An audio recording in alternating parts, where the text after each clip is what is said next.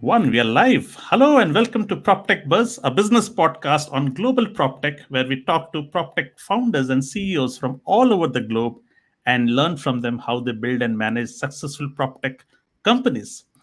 I am thrilled to have with me Ashish Acharya today. Ashish is the founder of PropSoch.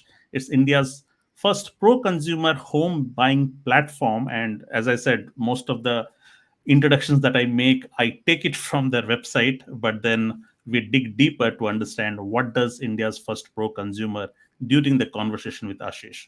Ashish is building India's first expert-based home buying platform. They combine data analytics subject matter experts to empower home buyers to make the right decisions. Their vision is to eliminate buyer's remorse for home buyers in India. They have covered close to 100 data points on 400 projects in Bangalore and stuff like that. So I'll keep this aside. I will ask Ashish to give more details about his business today. With that, let's welcome Ashish. Ashish, welcome to PropTech Buzz. How are you doing today? Great, Ravi. Thanks a lot for having me here. Really excited to this for this conversation.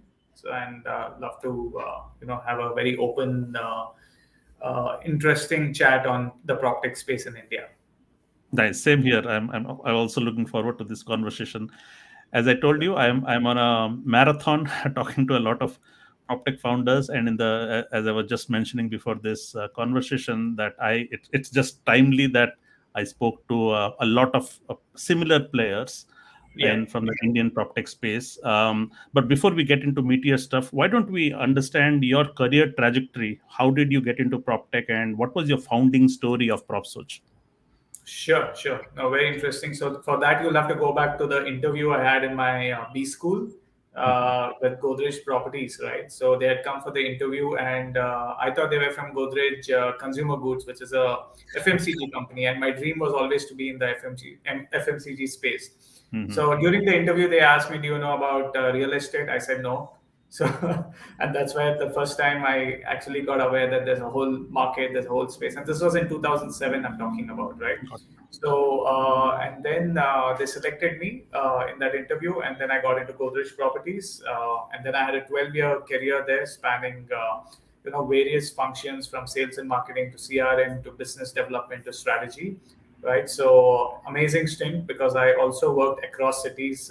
Started off with Bangalore, then I was taking care of South India. Then I took care of NCR markets, right? So I got a great exposure there. But after 12 years, I wanted to see what else is happening in the real estate space, and I joined a company called Anarock. Anarock is one of India's leading property consultancy firms. Yeah, So I was Sajay was on my podcast from Anarok. Oh, okay. Yeah, yeah. Great guy. So, I joined Anarock and as a director there for land services. And that's when I kind of got exposure to all the real estate developers out there because they were my clients, right? So, worked there for close to 2.5 years.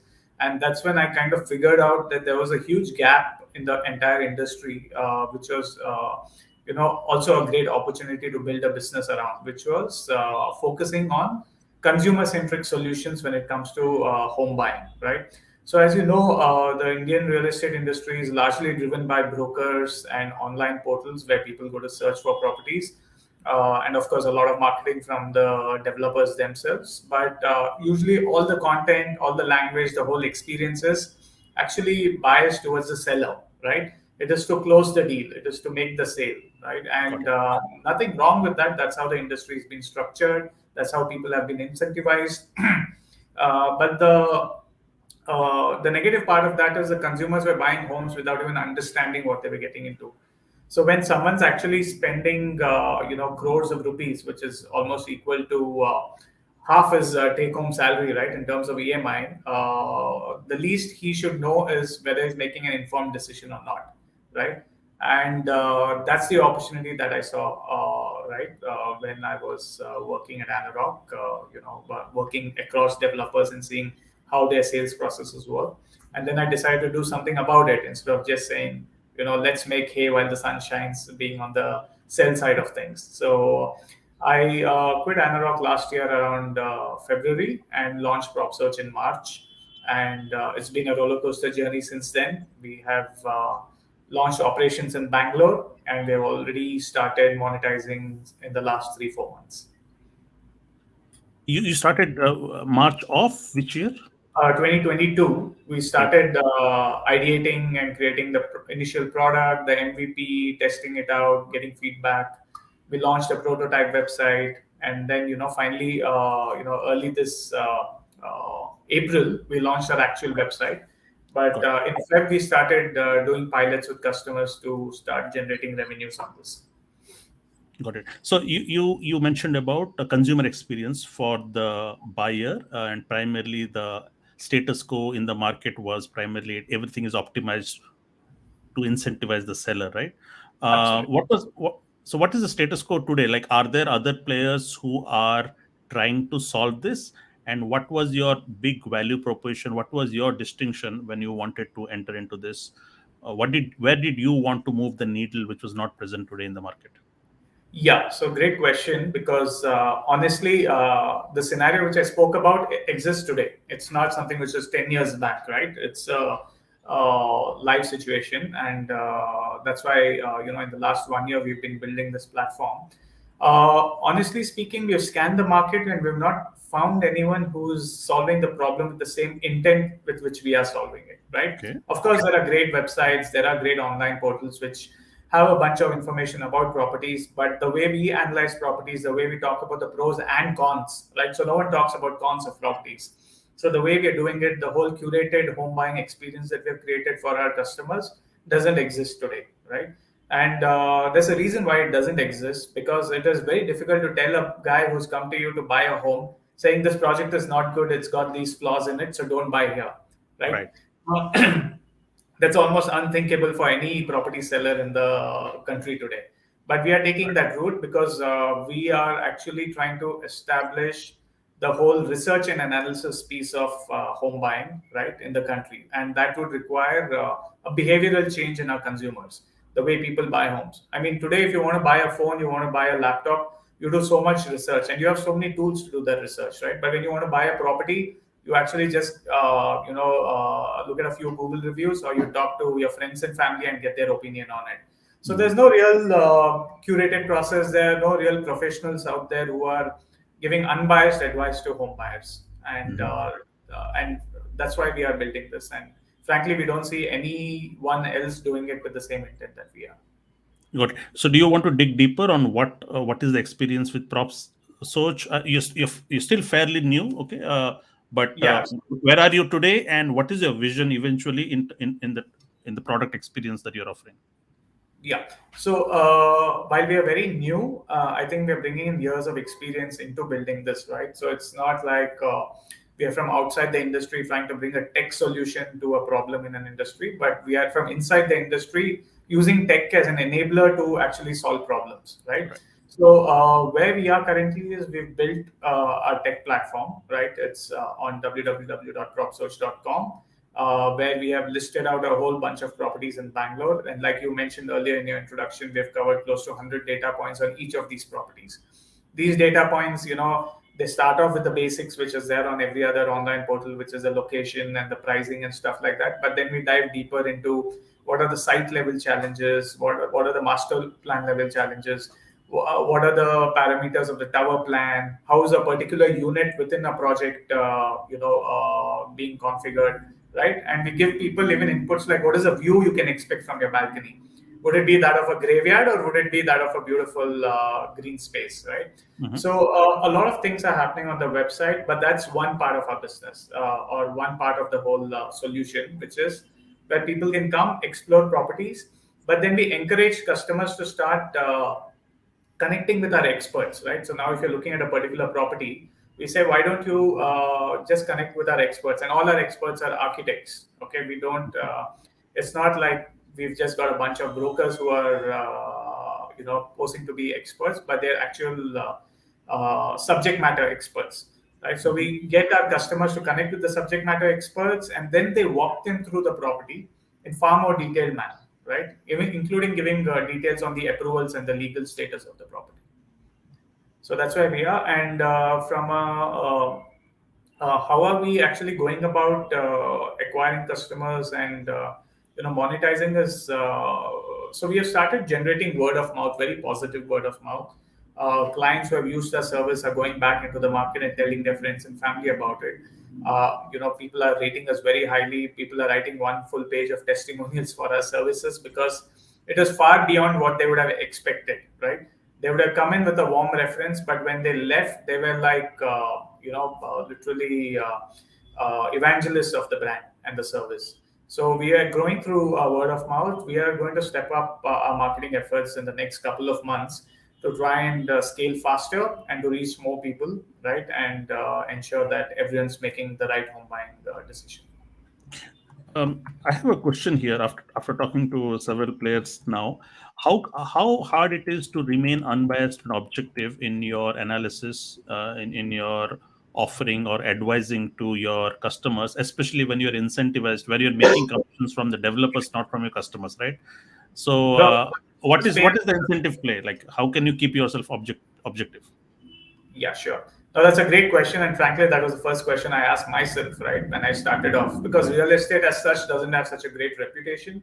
Mm, They say, how can you go and speak up against a particular project or against a particular builder, right? So just to clarify, we don't do that. We don't go and say this is a bad project or this is a good project, right? mm, We say in this project the carpet area efficiency is say 65%, right, and in mm, that project it is 70%. So on this parameter, this project is better than that project. Whereas this particular project has better connectivity to the metro line versus the project B. So we keep comparing on different parameters, and ultimately we leave it to the customer to take the decision on which are the trade-offs he wants to make when he's correct. buying the house and decide on the property.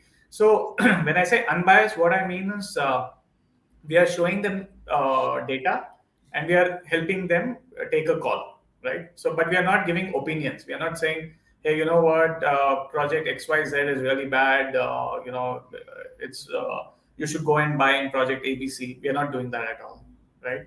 So if we don't have any good options, we tell the customer that probably you should not buy now, just wait for a couple of months, there might be new projects coming up in the market. So it's not very difficult to stay unbiased when you are presenting factual information, right? So there is no advisory like between two projects. You do not recommend them to go about buying a particular project, or you let them make the decision by providing them facts. Yeah, so there is advisory in terms of saying what do we mean by carpet area efficiency? What do we mean by density of a project? What do we mean by elevator factor in a project, right? But there is no pushy behavior. There's no recommendation saying go and buy this only, right? We leave it to the intelligence of the consumer. Right. I understand that. Yeah, However, so I completely understand. But how sure. when you're growing, when there are pressures to grow, okay, Yeah, you need to have the transactions. yeah, Even if you give them facts, you want them to make a decision, right? So right. how can you keep yourself unbiased by the virtue of the pressures of business, because you need to make the transactions? So are you filtering your customers by the intent to buy? That means even if they are buying any, okay, out of three projects or four projects, if they're making Yeah. a purchase decisions, you are anyways making business, right? So that's how it Correct. is, I suppose. Absolutely. Absolutely. So we tell our customers initially that irrespective of where you buy, we might earn a fee out of that transaction, right? Got it. So we declare that initially, and we also, and this is a paid service for the customers also. So it's not a free service. So customers are For the paying. customer also, I see. Yeah, Okay. yeah, absolutely. Because we are treating this like a very serious consultative process, like how you would go to a doctor before you go for a surgery. You're saying buying Correct. a home is equivalent, or not more, but yeah, equivalent to getting a surgery done. And would you do a surgery without a doctor? No. So why would you spend 1.5, 2 crores or a large part of your savings without going to an expert? And And what when is you the go, behavior? What is the behavior of the customers on the ground? Are they open to pay consultants for this kind of yes, service? yes, Okay. yes. So we've identified a certain consumer profile who are Mm, adapting to our particular solution very quickly, right? So, like I said earlier, there is a whole educational process. There's a whole behavioral change which is required in the mind of a typical Indian home buyer, saying, "I'm going to pay for advice," right? right. But there are a bunch of people, and interestingly, they are the tier 1 of the population who are actually paying us for the service. So people from IITs, people from IIMs, people working in very large consulting firms, right? They are availing a service first, and they don't need any explanation because they value research and they value their own time. So Right. they're like, I don't have the time, but I know I need to do my research. So why don't you guys do it for me? Right. So we are starting from there, and there's going to be a trickle down effect over a period of time. But So let me tell you, this is not one of those things which will go viral in 2 months and stuff like that. This is going to be a highly educational process. But once we think we have made enough of content out there and educated people enough, naturally people would tend to use our services. And if more players like us come in the market, we are more than happy because we're changing the behavior of a consumer in the market. Right. yeah, I get that. It's actually making the market much more better and mature. So it's good to have professionals like you. However, how do you stand out amongst your competitors in terms of trust building? So what are some of the is it word of mouth, like, Yeah. or are you doing some proactive measures to ensure that they are actually dealing with somebody that is trustworthy? What are your trust building measures? Yeah, so interesting question. First of all, we are nowhere close to our competitors as such, but I wouldn't also look at them as competitors. Like I saw this amazing interview you had with Square Yards, right? Yeah. I think they're doing a brilliant job with respect to helping consumers across the ecosystem, right down to closure and home loans and whatnot. But as Tanuj mentioned, right, there is a search piece in the real estate, which he Yeah. said was less than 5%. And Yes. then there's this whole transaction related stuff. In between search and transaction, there is the whole research piece, right? And that's the space we are playing in. And in that space, there's no competition today. Okay. Could you So elaborate? Could you elaborate on the research bit between search and transaction? So sure. So Ravi, keeping real estate aside, any product that you're buying, high value product, right? There are three main stages in that purchase decision. One is, first of all, getting aware about that product, which is the search piece of it. Second is the consideration stage where you're trying to figure out whether this is which product is better for you, right? And the third part is the purchase stage where you actually go and do the transaction, right? In real estate, the second piece, which is the consideration or the research piece of it, there are no players and there are no service providers for that. So today, if you wanted to get an architect to review the decisions that you have, most likely you'll just reach out to your any architect who's your friend and get their opinion on it. There's no one service where you can go and say, okay, here's the plan. Here are the different plans. I need a report in the next couple of hours. I want your professionals to help me out, and here's the fees that I'm going to pay for it. There's nothing like that. So we are playing in that space. So in a highly crowded search market and a highly crowded transaction, which is broker-led market, in Mm. between there is a gap, which is the research and analysis piece, which is what we are Nice, plugging. Yeah. nice. Okay. Yeah. So I would not want to name companies, but there are, like, I spoke to another founder who also says that he's professionalizing advisory. So Right. maybe there are other players who are doing the same. Okay, and you would call them as consideration, which is research, right? Right.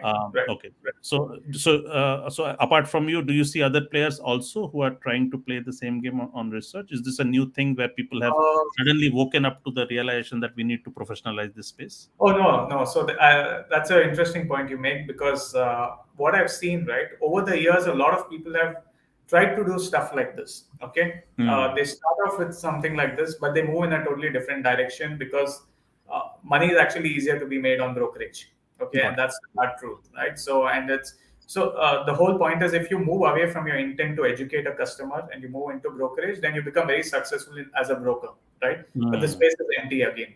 And I know a couple of guys in the industry who have been talking about building something like this, or at least have reached out to me saying this is something which we also want to do in the cities that we are in. But Got I've not heard of a full-fledged platform which is out there in the market which is monetizing today. it. Hmm. Yeah. Okay. So What would I mean, I'd yeah, love to know if there is someone who's doing it. I'd like I to. see. So you are saying, based on your due diligence, there Yeah. is none who is doing this with intent, with clear intent and focus on solving this piece. Who's already monetizing it in the sense collecting money from customers for advice, right? Ah, I see. Monetizing it. Got it. Yes. Because that is the proof in the pudding. No, if somebody That's if true. you, Absolutely, absolutely. there Otherwise, has it's to be easy to value. talk about it, Hmm. but when you actually hit the market and tell customers, "Sorry, I can't help you unless you take a package of mine," right? Mm. Then if customers pay you, then you know that there is a there is a play in this, right? Otherwise, you Got can it. always say I'm going to give you free advice, but you will slip into brokerage very soon because you'll be Mm. like, what's the point? So what's your so how do you charge your customers for this, like Yeah, so for service? we have kind of made packages, right? So if you're almost about to buy a house, right, and you just need a professional report on that property, we charge you 5,999. Okay. Mm. If you want to compare two properties which you have finally shortlisted after your own search experience, right, we charge you 9,999. And if you want to go for the entire home search experience, where we not only long list properties for you after figuring out your family's non-negotiables, but we also shortlist it and curate the whole thing and then deep dive into each of the properties and help Mm. you close the transaction. We charge 14,999 as Got it. of now. And if you want And the entire legal due diligence, you want Vastu consultancy, you want to speak to a interior designer, then we have a package at 49,999. got That's it. our most premium package. Yeah. Got it. Okay. My question to you is, where in the value chain? So you are so are you extending both sides of this as well? Are you on the search side as well, or so there is search, Absolutely. there is consideration, and then there is brokerage also, right? The transaction, yes. That the transaction piece. Okay. And is are you looking at equal distribution of value? Because I'm assuming if you are actually building loyalty or trust from the customer on the consideration, they will Yeah, go ahead and buy through you, isn't it? So correct, correct. it's Absolutely. actually a good So strategy actually, to. we are not really focusing on the transaction and the search piece the way we are focusing on the consideration piece, right? Hmm. Yeah. Uh, yeah, we really, because search, there are so many players out there, bigger, better, more. They have like 30,000 properties on their website. I have only 500 properties, but all the 500 properties which I have been analyzed by us and they have been curated by us, right? Versus the 30,000 properties which others have, which might not be that curated. It might be individual listings, so you never know which is a fake, which is genuine. Whereas you Right. come to a website, you search for any property, I can give you a report on that property. Got it. So the properties that you prepare, report, and compare and contrast information that are you have exclusive contracts with them, like We they. don't have any contracts with the developers, and we only operate from a transaction perspective. We only operate in the primary market, not in the resale market, right? So we don't have supply of resales, so to say. I Uh, get that. Most yeah, of them are in primary, especially emerging markets in India. This is a learning that I learned. Okay. correct. However, how do you, if you do not have these contracts with these projects and developers, how do you get all that information accurately from these projects? Yeah, so that is kind of our secret sauce. So I might want to just give you an overview of it. We basically analyze a whole bunch of documentation which is out there in various domains, right? Got it. We also get a lot of material from our feet on street, who Got actually it. go to the locations. They go around the buildings, the project. They figure out what challenges are there. They talk to Mm. salespeople of different developers and get insights on other properties, right? Got it. But yeah, I mean, we have kind of playbooked the whole thing. So today we can finish the analysis of one property in like a couple of hours. Got it. And you said obviously your search cannot match up to some of the big players. So your search only includes properties that you have done due diligence. Is that how it is? We look at it the other way around. Any property which is relevant to our audience, we have Okay. already done the due diligence for it. Okay. Got it. So it is not limited by our ability to do due diligence. It's only limited by how many properties are out there which suit our audience. Right. So what's the strategy for getting your inventory on search platform? Is that something that you should have contracts with all the developers, or how does it work out? Even for the big ones, I forgot to ask this question to Square Yards as well. Hmm. But how do you get the inventory full into your search platform, or any player in the market? No player actually has inventory in terms of seventh floor unit, seventh floor 3 BHK unit is available. They don't have that information on their website. Okay. Okay. Some Mhm. developers show it on their websites, but otherwise it's a very it's a little opaque. No one really gives Mm. out that information because they want to create that false sense of urgency, create some scarcity in the market so people take decisions faster. So none Right. of the property portals as such have a coverage of the entire inventory, but everyone covers projects, right? And Mm. once the customer is serious, then they sit with the salesperson and understand which units are available for the customer, right? Got it. So yeah, it's an interesting process because you never know which units are being shown to you and which are not going to be shown to you Got it. So in the for a customer who is searching from some other portal, how would they move from search to, how would they move to the interaction with you? Like, I can understand that search through your platform to consideration conversation. I can understand, but if there's correct. some, can you explain how you are engaging with your customers and how your customers are finding you today, or in the future, maybe once you optimize this, how do you foresee yourself making Correct. yourself in front of your target audience? Sure, sure. So we are strong believers in SEO and word of mouth, right? Hmm. Which are both organic. Okay. Got it. We are not big fans of burning money to acquire customers, which is a big trend in this industry. In fact, real estate keywords are the most expensive today on Google and social media platforms. So True. it would be a little premature for us to go down that path and actually compete with the biggies with Right. respect to keywords. But what we're doing is we are trying to establish a positioning. So if you see some of our content, it is talking about know the pros and cons of a property before you buy. We say, have you shortlisted a property? Congratulations. Now know the pros and cons, right? So that's the kind of content we are creating. We are part of a whole bunch of customer groups or people who are having the ideal profile of our customers, where alum groups, location groups, apartment groups, where a lot of people live on rent. Also, we are part of Hmm. that. We keep putting out our content there, and we source our clients from these channels. But Hmm. in the long run, we're definitely focusing on providing a very, very premium, high quality, expert based service to consumers so that they go out and talk about it to another five people. And Got it. we believe that is the most sustainable way to grow this business. Got it. Yeah. So since ours is a business podcast, I usually learn from, especially, I mean, it's great to learn from the big players, but also it's great to learn also from newer players on how they are building their distribution and marketing, right? Because as you said, it's you cannot survive, you cannot match up to them in terms of your marketing spend on social media and ads and stuff like that. So you have to have creative forms of channel creation. And Chance. yesterday Manik was there on my podcast, and he also Yeah, said that we ensure that we keep adding more and more channels. right. Be where your customer, your target customers are, where are they talking, where are they living, and stuff like that. So Right, right. No, Manik's built a good business. I think he's got the right scale. He's bootstrapped mainly, so he's oh actually yeah. doing a great job. I get a lot of good inputs from him for my business. Oh, nice. You're not you don't take yourselves as competitors, is it? No, no. We are classmates first, right? So, Nice, nice, yeah, nice. Yeah, yeah, great attitude there.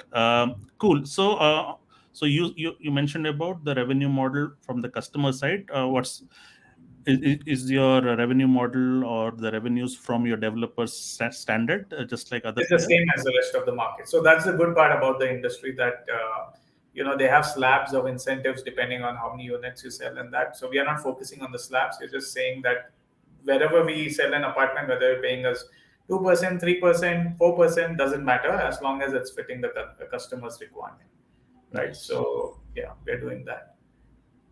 Excellent. You mentioned about I had a question on competitors, and you said that there's nobody nobody name worthy who is actually solving the way you are solving for this, right? And even if you have to compete with the big guns, even they are not doing the way that you are doing. Am I right?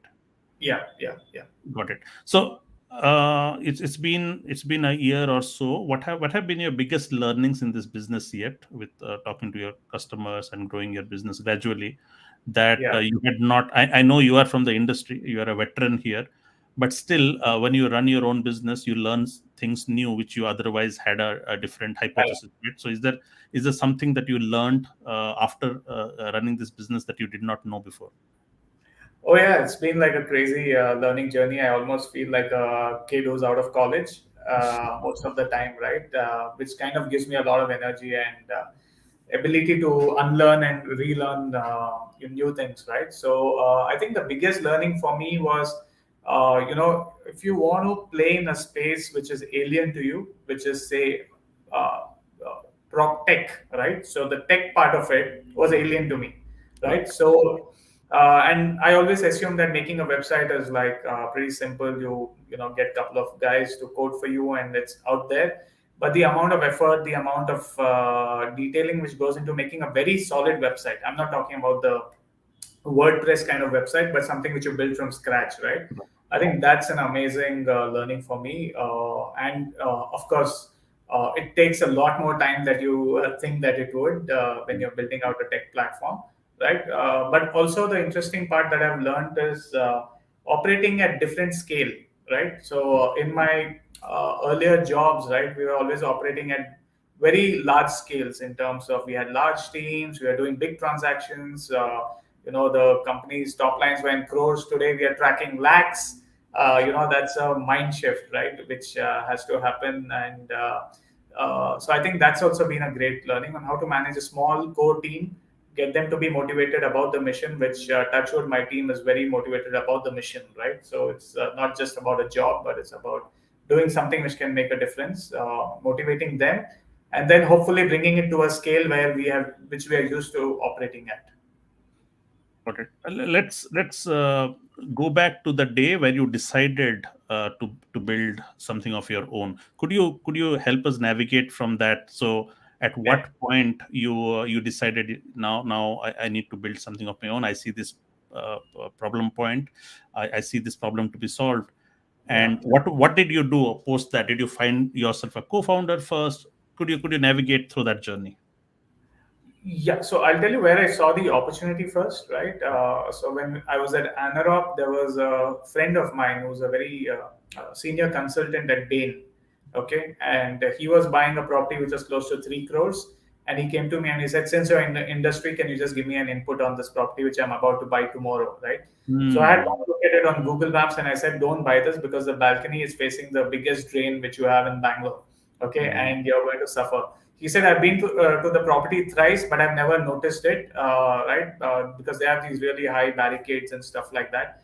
So I said, yeah, please don't buy this because it's going to be a. Then that's when I realized that someone who's as smart, as educated as a senior consultant in Bain Hmm. could also not get all the data points and all the analysis required to figure out what is the right decision to make. So then he came back to me and said, look, I've cancelled, I've decided not to buy that unit. Can you advise me where to buy? So I did some research and I advised him on a property. He booked it within a week, right? And, Hmm. he was extremely grateful, his family too, for the kind of assistance that I did for him. And we got Hmm. paid by the developer, which was like a added bonus at that time. So I was Right. thinking, how do I scale up this experience, right? Hmm. That's literally when the seed to start PropSoch was sown, right? Hmm. That particular incident. So I started off, for me, I cannot do two things at the same time. So I actually had to put down my papers at Analog because I wanted to have full focus on what I wanted to do, right? A few really How, good, how yeah, long how long did the idea stay in your mind before you decided to quit? probably 3 months. Three Yeah, months. yeah, Okay, yeah, 3 months. yeah. The idea was so strong. November, yeah, yeah, yeah. Hmm. November to Jan. Jan is when I quit. Yeah. And before quitting, did you try to talk to your friends or a co-founder, or were you solo on this one? Yeah, so I had a few friends who were helping me who had earlier worked with me when I was at Godrej, right? Okay. And they were, very kind to help me set up the initial database, build out things. There were scenarios where they could have come in as co-founders also, Hmm. but for various circumstances, because of relocation and stuff, it couldn't work out, right? Right. But I got a lot of support from my previous teams and friends in the industry.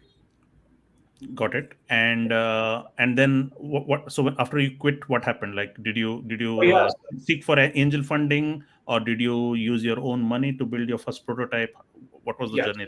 So two things happened. One was to build the first prototype. A close friend of mine, a college friend of mine, he runs a tech firm, right?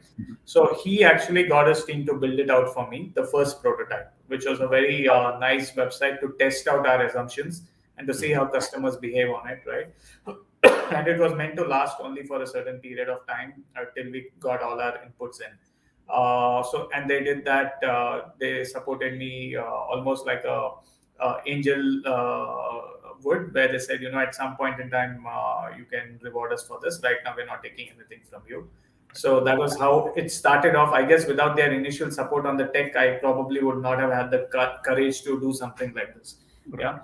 Then I raised a small angel round from very strategic people in the industry, Mr. Mohit Malhotra, who was the MD and CEO of Godrej Properties at that time. Now he's started his own development company called Neolive. And Mr. Lalit Makijani, who's the Chief Marketing Officer of Godrej Properties, and Mr. Bhaskar Bhatt, who's a veteran. He was the former MD of Titan Company, the Titan watches. So, who's a real expert in building brands and taking it to consumers. So, and again, a whole bunch of family and friends participated in that round, and that's how I took off with respect to the funding. Got it. Usually, when we talk about angel rounds would suffice for. So, what would be a timeline? Like how many months or years should it That's support it's, you? you can burn it in a day, or you can burn it in however long you want. Got it. Got it. Yeah. Okay. And Ashish, are you there? I seem to have you frozen. Yes. Yeah. So Can you? yeah, you're back. So so it's been angel since then, or you raised further rounds after that? No, I did not raise further funding because I was really focusing on the product and the monetization, how it's going to work out, right? Okay. And which we have now started doing. So we are actually now talking to a few pre-seed funds to participate Right. with PropSource. Yeah. Got it. You mentioned about your biggest learning on the tech platform. So was the Yeah. prototype built on a WordPress site So, before you actually decided to build from scratch? no, so because I gave it to a tech firm, they would never use WordPress to build it out. They actually put a bunch of engineers and UI UX specialists to actually build out a proper platform, right? And after that, we went about building a brand new platform from scratch Got from all the learnings that we got on the previous one. got it. And that I did with another service provider. Got it. Another dynamic is when you are getting your friends to support you or somebody who's building it for you, and they do it pro bono for now. How do you what do you promise? Like, is the promise in clear terms that, hey, you know what? Whenever we raise the next rounds, we are gonna pay you this, or we'll give you equity. What kind of conversations happen? So this is a real question a lot of people ask me, because Yeah, obviously you need to bootstrap it, you need to show some traction before you go to your first investors, but correct. for that traction also you need support, right? So Yeah. how do you, so help us, how does the dynamic works, what kind of Yeah, it's a little conversation? tricky. It's a little tricky when you go to friends and family because you're putting, your personal life on the line, right? But of course, again, you deal with only people who have the maturity to understand, and also you highlight the risks that are there for this kind of participation, right? So if you can, like I wrote them a letter basically. I said, look, these are the risks which can happen if you invest in a startup, right? And this is my mission, and this is how I plan to achieve it. So, and of course, whoever was interested after that came and supported. Now, how do you decide how much to reward them and stuff like that? Honestly, I'm a very black and white kind of person. I did not leave any loose ends, so I just kind of told them that this is what I would be giving you eventually, right? Irrespective of what my company valuation is, nothing. This is the amount of shares which would be allotted to each of you. So that's Nice. how it is done. Yeah. Nice, excellent, cool. So you talked about your biggest learnings. What are the challenges in this business, Ashish? I'm sure you know where are the uh, pitholes, right? So where are the challenges? Where are the landmines that you should be avoiding? Yeah. So what are some of the challenges that you have understood and you would want to prevent in the coming days as well? Well, I think the biggest challenge in any business, right, especially when it is starting off, is to acquire the first set of believers and customers, right, and then Mhm. scaling that going forward. Again, there are challenges at various stages.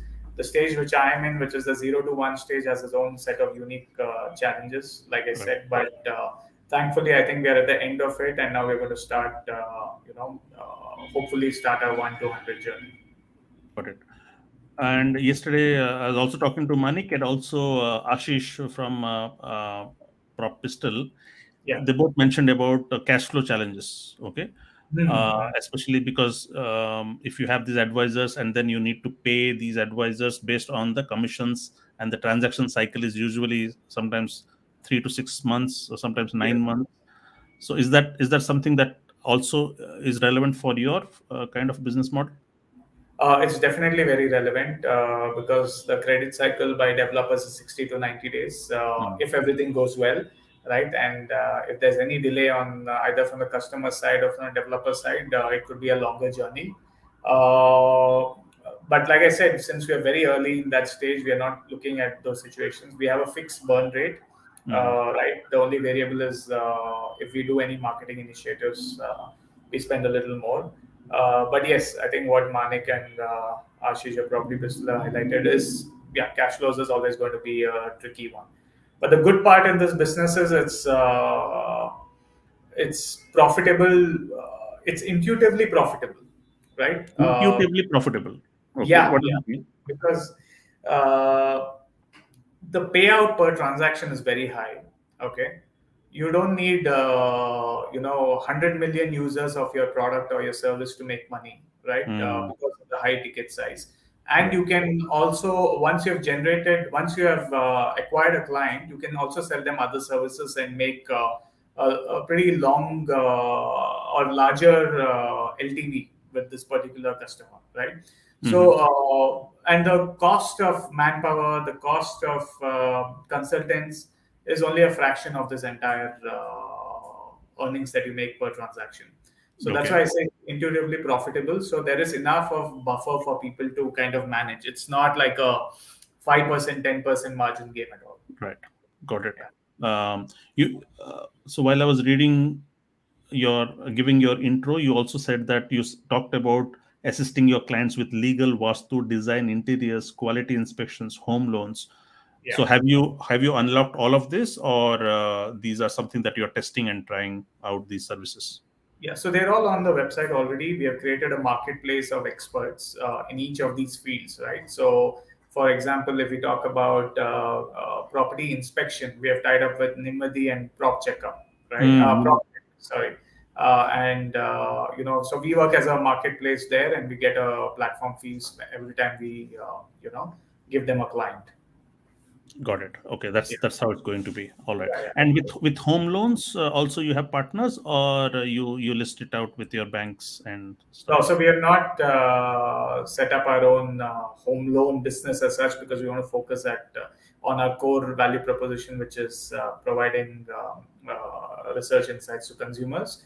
Got it. But we know that our consumers also need support on home loans, and that's why we've tied up with a couple of partners in the market. Got it. So when you're talking to your investors, what and this is a generic question, okay? How do you convince them? Like, do they look for extending your services, or do they look for focusing on one vertical which you just mentioned, Yeah. and penetrating into the market with that one vertical? What would be more convincing for your investors when they talk to you about your business vision for the next couple of years? Right, right. No, that's a great question because uh, see, all the players in the market are spread across the ecosystem except the space which I'm talking about, right? Got it. So if I went and told an investor that I would put 50% of my effort on home loans, 30% of my effort on interiors and 20% only on research and analysis, then basically there's no point in investing in my business, right? Got If I took that positioning, because not only are there too many players out there, it. right? There is not too much of value add I can do in those businesses, Right. right? But if I focus on my core and I become a magnet for consumers to come and take our advice, from there, naturally, I can spread out into other businesses and increase our revenues. Got it. So yeah, so So, yeah, so sorry. what you're offering today for research and analysis you was is impressive. What is the future scope there? Like, is there a tech play there? Could you? What else could you do? I'm sure your mind is full of ideas on what all you could do, Absolutely. provided you get the capital and the funding. Where Yeah. do you see the disruption and all the value addition in this space? Yeah, so I think the biggest tech play which would happen probably at PropSource, right, Mm, beyond what we have already built, is going to be with respect to how are we enabling the consultations to happen in a very similar way to how, say, an edtech company would have started, right? How White Hat Junior got teachers to come on calls with students, and creating that whole program around which architects from across the country can come and participate in the growth of PropSource. Because we are mm, not looking at hiring 500 architects in PropSource. We're looking mm, at tying up with architects who are in the market, who are doing great projects, who have that depth of experience, right, to come and give their insights on various properties, right. So mm, that's one very strong place where we are going to actually invest probably on tech going forward. The other place where you're going to use tech is if we can see once you analyze a property, right? There are certain features which don't change in that property forever, right? mm. Like let's say number of apartments in a tower, it doesn't change, Right. or density of project, it never changes. Number of elevators doesn't change. Mm, So these things can actually be distributed without even having a consulting call, right? right. We could give people access to reports. It could be time bound. It could be encrypted and stuff like that. Where people Mm, come, if they're renting a house in that project, if they're buying a flat in resale after 10 years, our report is still valid, right? mm, So we are going to focus on taking pieces of our services, right? Today it's right. a very curated boutique solution, but as we are collecting more and more data, we are realizing a whole bunch of this data can actually be packaged, and people in the middle of the night, they can click a button and get the analysis of the property without having to talk to anyone. Yeah. So Mm. that's something which we are going to focus on again. Then there are certain ideas with respect to using AI and machine learning to build this, but I'm not going to throw those terms on this call just to sound like Yeah, I'm use cases. yeah. I like talking about use cases than tech, because Yeah, yeah. otherwise it just loses the core Correct. problem we're trying to solve.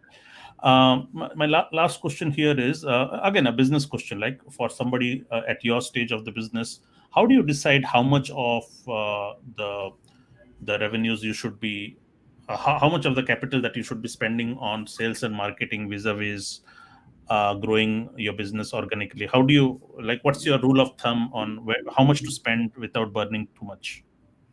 Yeah, so how we are doing it is more than looking at how much to spend, we are fixing revenue targets for ourselves on a week on week, month on month basis, right? Mm, And we are back calculating on what kind of expenditure we need to achieve those targets to get that many customers on board, right? right. And this is again very new, so it is still theoretical Mhm. because I said like most of our clients have come to us through word of mouth till now, Got it. right? So we're running a whole bunch of experiments on marketing, both organic, inorganic, and trying to see which gives us the lowest CAC and also gives us faster closure with consumers.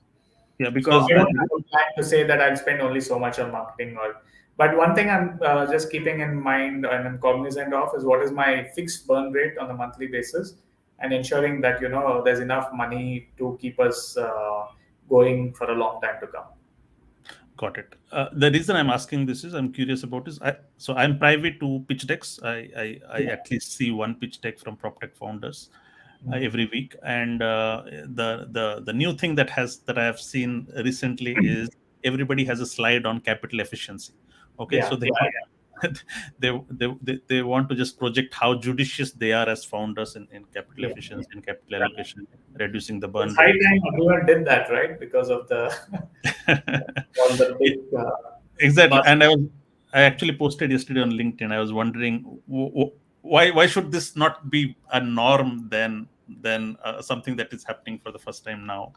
Yep. But is this something that, have you seen, like, so you have not raised your next round, but do you see it in the market where investors are looking at founders who are more judicious with their money? That's what I've been reading about. I don't go and talk to so many investors to get their opinion on this, but I think it's just logical. And frankly, where I come from, the background, right? I've come from corporates and companies which have been built to be profitable, Got it.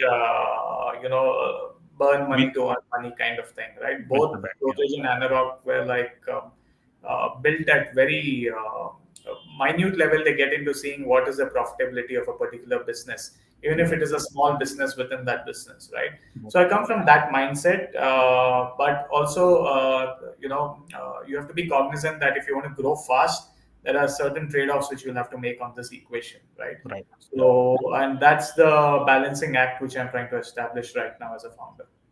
And that's where the secret is, isn't it? The balancing Yeah, act between scaling to keep your investors happy, and that's why correct. Manik. I'm envious of founders like Manik who have been able to Yeah, correct. stay in the market for 9 years, bootstrapped and happily growing the business. Excellent. Yeah. With that, this brings us to the end of a very interesting conversation with Ashish. Ashish, thank you for taking time out to talk to us and sharing your wealth of wisdom from your past experiences and now with building PropSoch. All the best for your future. We'll be keeping a close eye on how PropSoch is soaring new heights, and all the best for that. Thank you, Ravi. I really enjoyed this conversation. I think you're doing a great job with this podcast.